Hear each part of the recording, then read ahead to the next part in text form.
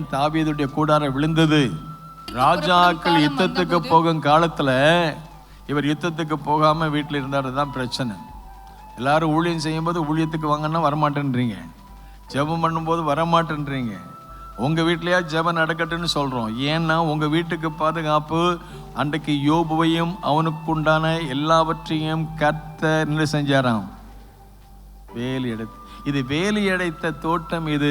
அது அவர் வந்து உலாவுகிறார் என்று உன்னத பாட்டில் வாசித்து பார்க்கிறோம். ஆகவே நமக்கு பாதுகாப்பு, நம்முடைய குடும்பத்துக்கு பாதுகாப்பு, நம்முடைய வீட்டுக்கு பாதுகாப்பு, நம்முடைய வேலைக்கு பாதுகாப்பு, நம்முடைய சூழ்நிலை எல்லாவற்றுக்கும் பாதுகாப்பு. நமக்கு fencing is our family prayer. ஆகவே அவனுடைய வாழ்க்கையில் மறுபடியும் தீர்க்கதரிசி அனுப்பினார்.